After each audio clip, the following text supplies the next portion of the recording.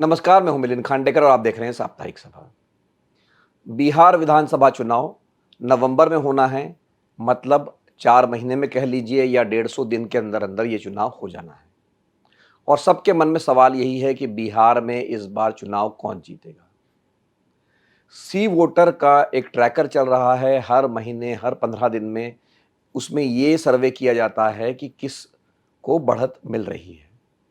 तो ये ट्रैकर जो चल रहा है, फरवरी से चल रहा है और एक बात बहुत स्पष्ट है इस ट्रैकर में कि तेजस्वी यादव जो राष्ट्रीय जनता दल के नेता है, पूर्व उप मुख्यमंत्री है, वो मुख्यमंत्री के तौर पर सबसे आगे चल रहे हैं।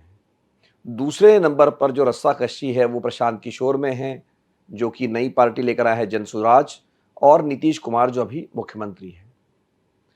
तो इस बारे में बातचीत करने के लिए मेरे साथ जुड़ रहे हैं सी वोटर के फाउंडर यशवंत देशमुख। यशवंत, बहुत-बहुत स्वागत है आपका। धन्यवाद मिलिंद।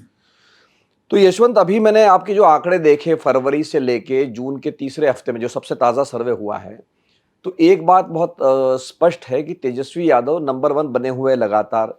लेकिन एक और उसमें बात ये कि उनकी जो रेटिंग है लगभग 41% से घट के 35% पे आ गई, मतलब 5 से 6% की उनमें गिरावट है। 2 लोगों को फ़ायदा स्पष्ट रूप से दिख रहा है अगर हम फरवरी की तुलना करें। एक है चिराग पासवान, जिनकी रेटिंग अब करीब 10% के आसपास चली गई है, जो फरवरी में 4% पे थी।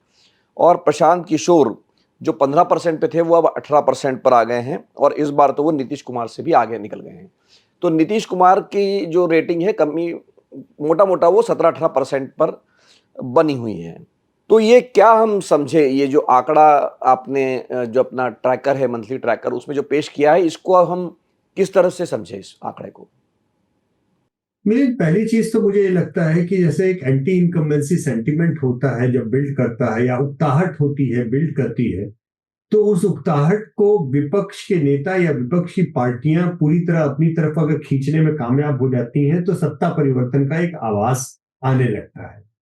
पहली चीज तो अभी तक ट्रैकर में इतने महीनों में ये लग रहा है कि उकताहट जरूर है, नीतीश कुमार से ऊब है, जरूर थकान है, लेकिन उस थकान ऊब उकताहट का फायदा कोई सीधा तेजस्वी यादव या आरजेडी को मिल रहा है ऐसा नहीं है। उनके नंबर है, नंबर 1, ठीक बात है, नो डाउट, क्योंकि उनके यहां से वो स्पष्ट रूप से अकेले मुख्यमंत्री पद के उम्मीदवार हैं। उनके यहाँ पे किसी भी तरीके का कोई कंफ्यूजन नहीं है आरजेडी के कैंप में।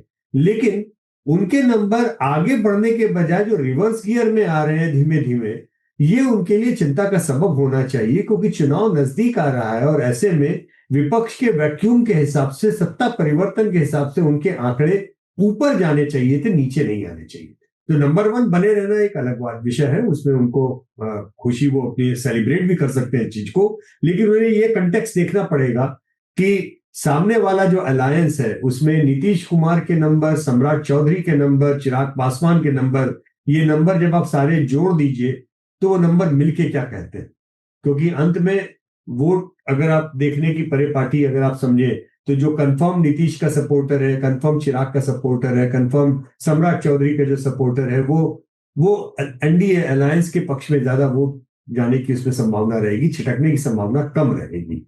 तो ये एक तेजस्वी यादव ये नंबर 1 नेता है, ये सत्य है, लेकिन ये अर्ध सत्य जैसा है थोड़ा सा। कारण ये है, व्यक्तिगत रूप से उनकी पार्टी और उनकी पॉपुलैरिटी में कोई कंफ्यूजन नहीं होने से वो 30% के ऊपर लगातार, जो एमवाई कॉम्बिनेशन के हिसाब से भी महत्वपूर्ण है, वो लगातार बने हुए हैं। नीतीश कुमार की जो रेटिंग कम हुई है वो दरअसल थकान की या फैटीग फैक्टर की हो सकती है, क्योंकि उनके नंबर कोई छिटक के, एनडीए से छिटक के कोई तेजस्वी की ओर जा रहे हैं ऐसा बिल्कुल नहीं होता हुआ दिख रहा है। और लगातार अब तो हम लोग कई महीनों से अब ट्रैक कर रहे हैं और वो मूवमेंट नहीं दिख रहा है। मोमेंटम गेन जो करना चाहिए तेजस्वी को, वो मोमेंटम गेन करता हुआ नहीं दिख रहा। तीसरी तरफ प्रशांत किशोर का फैक्टर ये बहुत इंटरेस्टिंग बना हुआ है, क्योंकि उनके नंबर, उनकी पॉपुलैरिटी रेटिंग अब ऑलमोस्ट 20% के आसपास टच कर रही है। ऑलमोस्ट, अभी 20% उन्होंने क्रॉस नहीं किया है,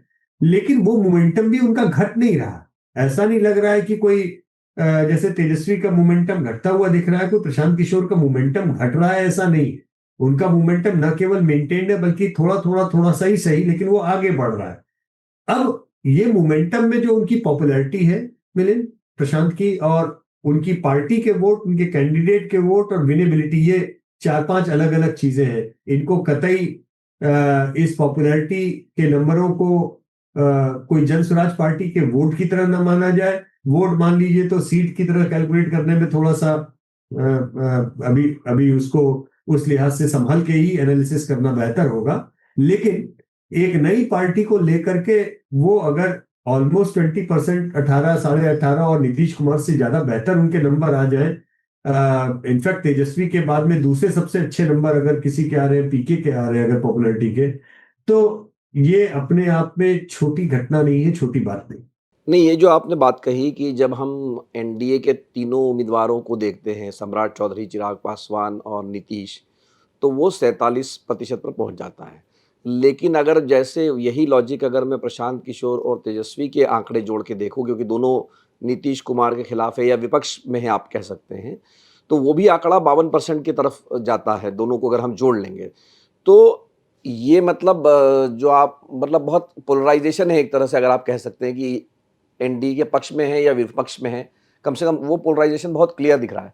लेकिन जैसे आपने कहा प्रशांत किशोर के लिए भी कि भाई ये नहीं कहा जा सकता कि 18% पॉपुलैरिटी का मतलब 18% वोट नहीं होता है। तो ये जो आंकड़े हैं आपके जो मुख्यमंत्री पद के, फिर इनका तो कोई मतलब नहीं है, इससे कोई हमको संकेत नहीं मिल रहा है कि चुनाव में किसका पलड़ा भारी रह सकता है।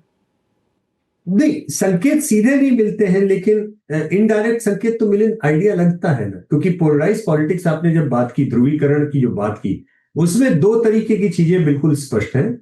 जो लोग कह रहे हैं कि उनके पसंदीदा मुख्यमंत्री पद के उम्मीदवार तेजस्वी यादव हैं, वो स्वाभाविक सी बात है, वो एनडीए के वोटर नहीं। या जो लोग नीतीश कुमार या चिराग पासवान या सम्राट चौधरी का नाम ले रहे हैं, वो लोग कोई तेजस्वी यादव के वोटर नहीं है।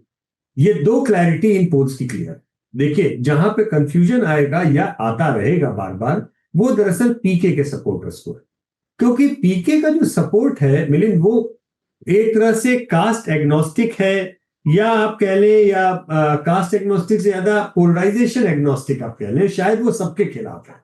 वो एक तरीके का ऐसा वोटर है जो न एनडीए के पक्ष में जाना चाहता है, न न तेजस्वी के पक्ष में, आरजेडी के पक्ष में जाना चाहता है। एक तरह से वो नाराज वोटर कह ले, या बदलाव का वोटर कह ले, जो उसकी इच्छा है कि कुछ अलग हो जाए, उस तरीके से। अब ऐसा बदलाव वाला वोटर किसी एक पार्टी की थाती नहीं हो सकता खींचने के हिसाब से। वो वोटर सभी पार्टियों से खींचा हुआ है, सभी तरफ से निकल के आया हुआ है। लेकिन इस वोटर की एक कमी भी होती है कि वो वोटर कोई बहुत ज्यादा वोट डालने जाने के लिए जाना जाता है कि नहीं जाता, अनलेस ये भी एक फैक्टर उसमें रहेगा। लेकिन निश्चित तौर पर जो पोलराइजेशन वाला वोट है, वो एक ब्लॉक में पूरा का पूरा तेजस्वी यादव के लिए पोलराइज है, और दूसरे ब्लॉक में नीतीश प्लस चिराग प्लस सम्राट चौधरी वाली रेटिंग वाला पोलराइज है। पी के बीच में अब दिखाई दे रहे हैं। एक एक अजीब सी स्थिति हो रही है कि किसी जमाने में हम लोग कहते थे ये बीच वाला वोटर जो है, ये नॉन ये पोलराइजेशन एग्नोस्टिक वोटर, ये जेडीयू का या नीतीश कुमार का वोटर हम मानते थे। जो उस तरीके से हम बोलते थे कि ये न 3 में है न 13 में, जिस तरफ खिसकेगा उस तरफ जाएगा। मुझे समझ ऐसा लगता है कि शायद यही करने की कोशिश पीके कर रहे हैं, कि वो नए जेडीयू बनना चाहते हैं एक तरह से बिहार में, जिनके पास में अपना एक कास्ट एग्नोस्टिक, आइडियोलॉजी एग्नोस्टिक एक तरीके का वोट हो, जिसको लेकर कोई ये बोल सके कल की तारीख में कि हम किसी को बना सकते हैं या हम खुद बन सकते हैं। लेकिन उसमें बहुत ज्यादा जातिगत आइडेंटिटी नहीं है, और ये अगर उनके लिए सबसे बड़ा मौका है तो सबसे बड़ा खतरा भी है मिलन। क्योंकि विदाउट कास्ट आइडेंटिटी हमें यह भी पता है कि बहुत मजबूत गढ़ नहीं बन पाते हैं बिहार की राजनीति में। और ये मौका ये है कि कास्ट एग्नोस्टिक वोट भी है बिहार में, जिसको पकड़ने की कोशिश कर रहे हैं। मौका भी है, और जिसे कहते हैं कि मौका है दस्तूर है, लेकिन उसमें बहुत बड़ा खतरा भी है कि ये वोटर भी है जो बहुत ज्यादा चार्ज अप अगर नहीं हुआ तो वो घर भी बैठेगा। भले ही आपको घर में इंटरव्यू देते समय, घर से बात करते समय आपका झंडा जोर से लाए, लेकिन अगर पोलिंग बूथ पे नहीं दिखाई देगा तो आपको बहुत सफलता हासिल नहीं होगी। नहीं, तो यशवंत, हमने इस पर पहले भी बात की है, और मैंने प्रशांत किशोर को जब अप्रैल में उनका इंटरव्यू किया था, उनको सवाल ही ये पूछा था कि भाई आपको लोग कह रहे हैं कि वोट काटने वाली आप पार्टी है, आप चुनाव नहीं जीतोगे लेकिन वोट काटने वाली पार्टी है। और हमने भी आपसे जब बात की थी, हमने कहा था कि पिछले चुनाव में, चूँकि आपने कहा कि शायद नई जेडीयू बनने की कोशिश कर रहे हैं, कि पिछली बार भी हमने जब आपसे बात की थी कि पिछले चुनाव में जैसे 2020 में चिराग पासवान ने जिस तरह से नुकसान पहुँचाया था जेडीयू को, तो वो नुकसान क्या एनडीए को या जेडीयू को प्रशांत किशोर पहुँचाएँगे या वो आरजेडी को भी नुकसान पहुँचा सकते हैं? वो दोनों को नुकसान पहुंचाएंगे।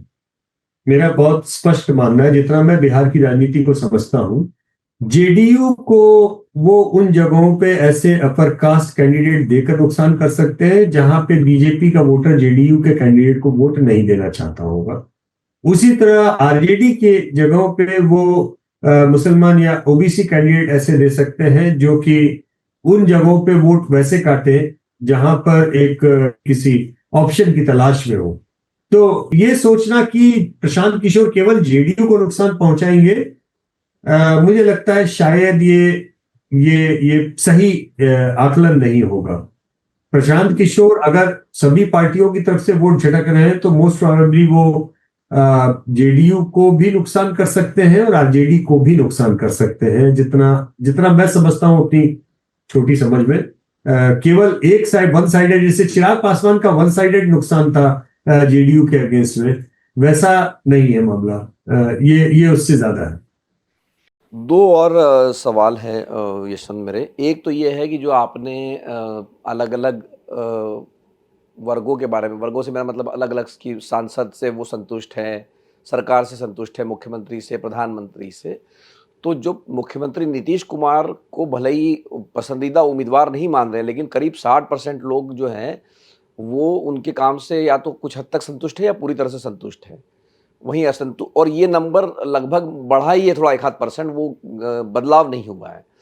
और दूसरी बात मैं ये कह रहा हूँ कि जो आपका डेटा कहता है कि जो प्रधानमंत्री के पद के लिए अगर लोग किसको देखते हैं तो नरेंद्र मोदी बहुत आगे है, 57% है, जो कि शायद आपके नेशनल एवरेज से भी ज़्यादा है, और राहुल गांधी 36% पर है। तो ये आंकड़े आपके विरोधाभासी इस तरह से कि जब आप लोगों से ये पूछते हैं कि उनकी ज़िंदगी में कोई बदलाव नहीं हो रहा है, उनके खर्चे बढ़ रहे हैं, तो 64% लोग कह रहे हैं कि भाई, मतलब अधिकतर लोग यही कह रहे हैं कि उनकी आमदनी नहीं बढ़ रही, उनके खर्चे बढ़ रहे हैं, मतलब लोग परेशान हैं ज़िंदगी से। तो फिर वो सरकार से, चाहे वो राज्य की हो या केंद्र की हो, उससे संतुष्ट कैसे, और फिर हम कैसे मान लें कि वो जाके वापस एनडीए को वोट डालेंगे? जी, बहुत सही वाजिब सवाल है मिलिंद आपका, क्योंकि ये सवाल भी हम लोग जानबूझ के इसीलिए पूछते हैं कि आपकी आर्थिक स्थिति क्या है, घर की रसोई का खर्चा ठीक से चल रहा है कि नहीं चल रहा है, कमाई की क्या स्थिति है। क्योंकि सब कुछ रोजी है ऐसा नहीं है। ये बात हम लोग लगातार इंडिया टुडे के एमओटीएन में नेशनल लेवल पे भी रिपोर्ट करते रहे हैं कि 10 साल से ऐसे लोगों की संख्या लगातार बढ़ रही है जिनका ये कहना है कि महंगाई के कारण उनको घर चलाना मुश्किल होता जा रहा है। तो दिक्कतें लोग बताते हैं, उनकी परेशानियां क्या है वो भी बताते हैं, कहां पे वो डिसअपॉइंटेड है ये भी बताते हैं, और इसीलिए हम लोग ये डेटा में लगातार रिपोर्ट करते हैं। लेकिन जब हम उन दिक्कतों के बाद में मिलिंद ये पूछते हैं कि इसका समाधान आपको कौन मिल सकता है, तो विपक्ष का नाम अल्टरनेटिव की तरह आ जाए ऐसा नहीं हो रहा है। यही समस्या है विपक्ष की राष्ट्रीय स्तर पे भी, और यही समस्या है विपक्ष की बिहार के स्तर पे भी। सब कुछ अच्छा है, सब कुछ चंगा है, सब कुछ बढ़िया है, नहीं है ऐसा नहीं है, कतई नहीं है। बिहार में लोग हैरान हैं, परेशान हैं, दुखी हैं, बहुत सारी चीजों से बहुत ज्यादा कष्ट में है। ऐसा नहीं कि बहुत कुछ अच्छा है तो बुरा कुछ भी नहीं है, बुरा बहुत कुछ है। लेकिन जब आप उनसे पूछते हैं कि इसका समाधान, तो समाधान में कोई नाराजगी में वो lock stock and barrel RJD और तेजस्वी यादव में समाधान देखते हैं, ऐसा कतई नहीं। यही एक विरोधाभास का जो दिखने का जो आपको उत्तर मैं दे सकता हूं वो ये दे सकता हूं कि नाराजगी है, दुख है, लेकिन वो नाराजगी, दुख और संकट बड़ा भी है, छोटा भी नहीं है।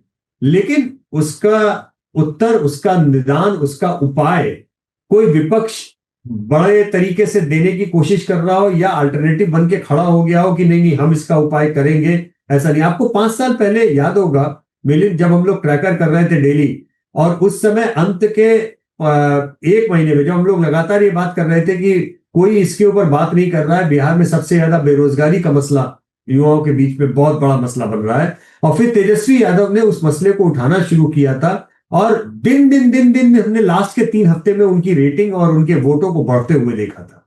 उस समय ने तेजस्वी यादव ने उस इमेजिनेशन को कैप्चर किया था। समो पता नहीं क्यों इस बार वो कैप्चर नहीं कर रहे हैं। अदरवाइज मुझे ऐसी उम्मीद थी कि जैसे जैसे चुनाव नजदीक आएंगे उस समय लोगों की नाराजगी का सीधा फायदा तेजस्वी यादव की रेटिंग में या आरजेडी के वोटों की बढ़ोतरी में विपक्ष के उस तरीके से दिखना शुरू होगा। जैसा 5 साल पहले हमने लास्ट के 3 हफ्तों में रिपोर्ट किया था। अभी भी चुनाव में बहुत समय है, मैं ये नहीं कह रहा हूं कि कुछ भी नहीं बदलेगा, लेकिन जिस तरीके से उस वैक्यूम को भरते हुए वो दिखने चाहिए थे, अभी फिलहाल दिखाई नहीं दे रहे। तो कुछ तो है जो मिसिंग है, जो उनके नैरेटिव में, उनके मैसेजिंग में, जो उनका अपना ब्लॉक उनके साथ में है। आप इसलिए मुझे नहीं लगता कि उनके नंबर कोई 30% से नीचे कभी भी पॉपुलैरिटी में आएंगे, क्योंकि उनका बेसिक एमवाई का कॉम्बिनेशन ही उससे ज्यादा है। लेकिन समस्या 30-35% वोट पाने की नहीं है, समस्या वो 10%, 5% वोट एक्स्ट्रा पाने की है, जो एनडीए से नाराज होकर के छिटक के इनकी तरफ आए। और वो अगर इमेजिनेशन कैप्चर नहीं कर रहे हैं तो नाराजगी के बावजूद भी जो स्टैटिक पोजीशनिंग है एंटी आरजेडी की, उन जगह के वोटरों में वो 60-40 का स्प्लिट आपको दिखाई देगा, जिसमें रह रह के प्रधानमंत्री मोदी के लिए आप चाहे बात करें, वो इनकी गुडविल वो ट्रांसफर होती है कहीं ना कहीं जा करके एनडीए के बाकी ओवरऑल वोट शेयर या ओवरऑल उनसे जो फेवरेबिलिटी के ऊपर, जो पॉसिबिलिटी के ऊपर जो होती है। तो नरेंद्र मोदी का इम्पैक्ट अलग है, बीजेपी के संगठन का इम्पैक्ट अलग है, नीतीश कुमार का अपना इम्पैक्ट अलग है। आप कितना भी बोले कम हुए हैं लेकिन खत्म नहीं हुए हैं, उनके अपने वोट बैंक, अपने अपना उनका जो है वो उतना वो लेके चंक अपना चल ही रहे हैं उस चीज को आगे। तो इसलिए अरिथमेटिक जो है वो ऑल इन ऑल अभी भी एनडीए के पक्ष में दिख रहा है। वो एनडीए से अंक गणित कोई छिटक कर आरजेडी की ओर चला गया या तेजस्वी यादव की ओर चला गया, अभी फिलहाल ऐसा होता हुआ दिख नहीं रहा है, भले ही वो नंबर 1 आपको पॉपुलैरिटी रेटिंग पे फिलहाल दिखाई दे रहे हो। बहुत बहुत धन्यवाद यशवंत इस बातचीत के लिए। तो हमारे साथ जुड़े थे सी वोटर के फाउंडर यशवंत देशमुख, जो कि लगातार बिहार के चुनाव को ट्रैक कर रहे हैं। मंथली ट्रैकर, हर महीने सर्वे किया जाता है कि बिहार का मूड क्या है, ये भापने के लिए। और यशवंत के मुताबिक अभी जो मूड है वो अंक गणित एनडीए के पक्ष में है, लेकिन चुनाव में अभी भी 4 महीने बाकी है। और यशवंत का ये कहना है कि पिछली बार भी आखिर के 3 हफ्तों में तेजस्वी यादव ने ज़बरदस्त वापसी की थी, क्योंकि तब उन्होंने नौकरियों का मुद्दा उठाया था और एक रोज़गार का मुद्दा बहुत बड़ा मुद्दा बन गया था। इस बार अभी तक उस तरह का कोई मुद्दा सामने नहीं आया है जो कि एनडीए के वोटरों को उनकी तरफ, महागठबंधन की तरफ आकर्षित कर सके। तो इस चुनाव पर हमारी लगातार नज़र बनी हुई है। हम यशवंत से बातचीत करते रहेंगे। एक बार फिर से साप्ताहिक सभा का ये एपिसोड देखने के लिए आपका बहुत बहुत धन्यवाद। नमस्कार।